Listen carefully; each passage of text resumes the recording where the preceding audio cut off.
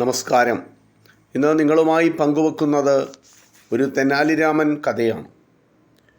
തെനാലിരാമനെ വധിക്കുവാൻ രാജാവ് ഉത്തരവിട്ടു.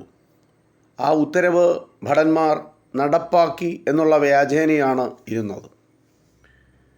ഭടന്മാർ തെനാലിരാമനെ 10 സ്വർണ്ണ നാണയങ്ങൾ വീതം വാങ്ങി വെറുതെ വിട്ടു. ഇത് രാജാവ് അറിഞ്ഞതുമില്ല. തെനാലിരാമൻ ആരുമറിയാതെ തൻ്റെ വീട്ടിൽ ഒളിച്ചിരുന്നു. അടുത്ത നാൾ തെനാലിരാമൻ അമ്മയ്ക്കും ഭാര്യയ്ക്കും ചില നിർദ്ദേശങ്ങൾ നൽകി. അഭിനയിക്കുവാനുള്ള ബിരുദം ആ സ്ത്രീകൾക്കും ഉണ്ടായിരുന്നു. അവർ കൊട്ടാരത്തിൽ ചെന്ന് സങ്കടക്കാർക്കുള്ള സ്ഥലത്ത് നിൽപ്പായി. എന്നിട്ട് ഏങ്ങി കരഞ്ഞു തുടങ്ങി. സങ്കടക്കാരെ ചക്രവർത്തി നേരിട്ട് കാണും. അവരുടെ സങ്കടങ്ങൾ പരിഗണിക്കും. വേണ്ടതായ പരിഹാരങ്ങൾ നൽകും. അത് അദ്ദേഹത്തിൻ്റെ പതിവാണ്. സ്ത്രീകളുടെ കരച്ചിൽ കേട്ട് ചക്രവർത്തി അവിടെ എത്തി. ആരാണ് നിങ്ങൾ? എന്താണ് നിങ്ങളുടെ സങ്കടം? ചക്രവർത്തി ചോദിച്ചു. എൻ്റെ മകനാണ് രാമൻ. അവൻ മാത്രമായിരുന്നു എനിക്കൊരു തുണ. അവന് അവിടുന്ന് വധശിക്ഷ നൽകി. എനിക്കിനി ആരുമില്ല. എൻ്റെ ഈശ്വരാ, രാമൻ്റെ അമ്മ പറഞ്ഞ് വിങ്ങി കരഞ്ഞു. അദ്ദേഹത്തിൻ്റെ ഭാര്യയാണ് ഞാൻ. എൻ്റെ കുട്ടികൾക്കും എനിക്കും സഹായിക്കാൻ ആളില്ല. അവിടുന്ന് ഞങ്ങളെ രക്ഷിക്കണം. രാമൻ്റെ ഭാര്യ കരഞ്ഞപേക്ഷിച്ചു. കൃഷ്ണദേവരായരുടെ ഹൃദയത്തിൽ കാരുണ്യം നിറഞ്ഞു. നിങ്ങൾ ഓരോരുത്തർക്കും മാസം തോറും 10 സ്വർണ്ണ നാണയം വീതം തരാം, ചക്രവർത്തി പറഞ്ഞു. സ്ത്രീകൾ രണ്ടും രാജസമക്ഷത്തിൽ നിന്ന് വിടവാങ്ങി. അവർ വീട്ടിലെത്തിയപ്പോൾ രാമന് ഒന്ന് തീർച്ചയായി. തൻ്റെ ഉപായം ഫലിച്ചിരിക്കുന്നു. നോക്കിൻ, ഞാൻ 20 സ്വർണ്ണ നാണയം ഭടന്മാർക്ക് കൈക്കൂലി കൊടുത്തു. 2 മാസം കൊണ്ട് ആ തുക ഈടാക്കാം. അയാൾ അവരോട് പറഞ്ഞു. വീടിനകത്ത് പതുങ്ങിയിരിക്കുകയാണല്ലോ രാമൻ. ജനങ്ങളുടെ വിചാരം എന്തായിരുന്നു? രാമന് വധശിക്ഷ നൽകപ്പെട്ടു എന്നും. അയ്യോ പാപം, കുസൃതികൾ കാണിച്ചാലെന്ത്? എത്ര ബുദ്ധിചാതുര്യമാണ്! പോരെങ്കിൽ ബ്രാഹ്മണനാണ് രാമൻ. അപ്പോൾ ചക്രവർത്തി ബ്രഹ്മഹത്യയാണ് ചെയ്തിരിക്കുന്നത്. എന്തെല്ലാം ആപത്തുകൾ വരുമോ എന്തോ. വിധിപ്രകാരമുള്ള ഒരു പ്രായശ്ചിത്തം ചെയ്യണം. ആ അഭിപ്രായം പ്രകടമാക്കി മന്ത്രിമാർ. കൃഷ്ണദേവരായർ ചക്രവർത്തി ആ അഭിപ്രായത്തെ മാനിക്കുകയും ചെയ്തു. മന്ത്രവാദവും പൂജയും നടത്തുക തന്നെ. അതിനുള്ള സ്ഥലമോ രാജധാനിക്ക് പുറത്തുള്ള ഒരു ആലിൻ്റെ ചുവട്ടിൽ. സമയം കർത്തവാവും നാളിൽ, അർദ്ധരാത്രിയിലും. അവരുടെ വിശ്വാസം ഒന്നായിരുന്നു. മരിച്ച രാമൻ രാക്ഷസനായിട്ടുണ്ട്. വല്ലവിധവും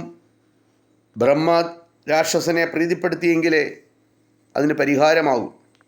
അതിനുള്ള മാർഗമാണ് മന്ത്രവാദവും പൂജയും. നിശ്ചയിച്ച രാത്രിയായി. രാജപുരോഹിതൻ, മറ്റു പുരോഹിതന്മാർ, പരികർമ്മികൾ ആൽച്ചുവട്ടിൽ എത്തിച്ചേർന്നു. 1-ാമത് അർദ്ധരാത്രി, 2-ാമത് കൂരിരുട്ട്, 3-ാമത് ദൂരസ്ഥലം. എന്തിന് അത്ഭുതപ്പെടണം? മന്ത്രവാദവും പൂജയും എളുപ്പം കഴിച്ചിട്ട് സ്ഥലം വിടണം. അതായിരുന്നു പുരോഹിതന്മാരുടെ ഉദ്ദേശം. ഘോരമായൊരലർച്ച. കൂടിയിരുന്നവർ കിടുകിടാ വിറച്ചു. ആലിൻ്റെ മുകളിൽ നിന്നാണ് അലർച്ച കേട്ടത്. ബ്രഹ്മരാക്ഷസൻ. അവർ പേടിച്ച് കണ്ണടച്ചു. പൊത്തോ എന്നൊരു ശബ്ദം. ആരോ മുകളിൽ നിന്ന് തങ്ങളുടെ മുമ്പിലേക്ക് ചാടിയതാണ്.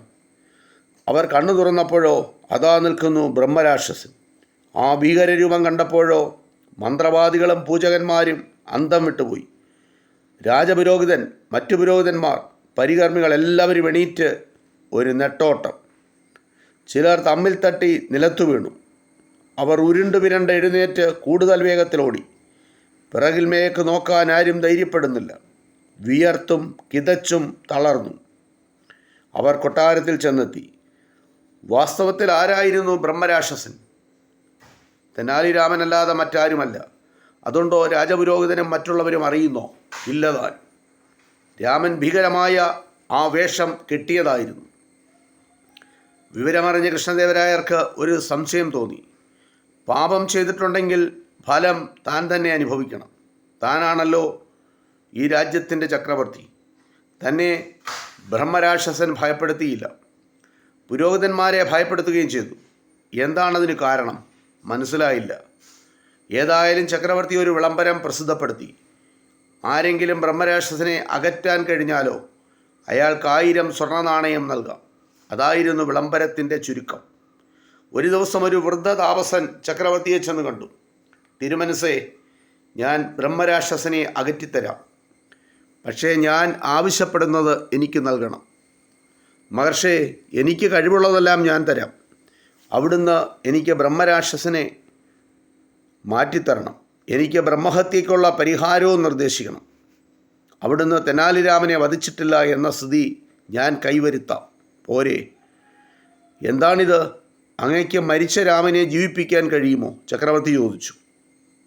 അപ്പോൾ ഈ വൃദ്ധതാപസൻ പറഞ്ഞു, കഴിയും. എപ്പോൾ? ഇപ്പോൾ തന്നെ. പൊടുന്നനവേ വൃദ്ധതാപസൻ വെള്ളത്താടി വലിച്ചെടുത്തു. തുടർന്ന് വെള്ള തലമുടിയും. ചക്രവർത്തി ആരെയാണ് കണ്ടത്? രാമനെ. കണ്ടില്ലേ രാമൻ്റെ വേഷം മാറൽ? തന്നെപ്പോലും വഞ്ചിച്ചിരിക്കുന്നു. ചക്രവർത്തിക്ക് ആദ്യം ദേഷ്യം തോന്നി, പിന്നെ അഭിനന്ദനവും. തിരുമേനി, എന്നെ വധിക്കാൻ ചുമതലപ്പെടുത്തിയിരുന്ന ഭടന്മാർ അവർ ആ ചുമതല നിർവഹിച്ചില്ല. ശരിക്കു പറഞ്ഞാൽ അവർ ശിക്ഷാർഹരാണ്. പക്ഷെ അവിടുന്ന് ശിക്ഷ ഇളവ് ചെയ്യണം. തെനാലിരാമൻ രാജാവിനോട് ചക്രവർത്തിയോട് അപേക്ഷിച്ചു. അങ്ങനെയാവട്ടെ, ചക്രവർത്തി സമ്മതിച്ചു. ചക്രവർത്തി രാമൻ്റെ വധശിക്ഷ റദ്ദാക്കി. അതേസമയം മറ്റൊന്നും സമ്മാനിച്ചു. വിളംബരത്തിൽ സൂചിപ്പിച്ചിരുന്ന 1000 സ്വർണ്ണ നാണയങ്ങൾ തെനാലിരാമന് ചക്രവർത്തി നൽകി. ഇത് തെനാലിരാമനുമായി ബന്ധപ്പെട്ട ഒരു കഥ. ഇതിത്രമാത്രം. നന്ദി, നമസ്കാരം.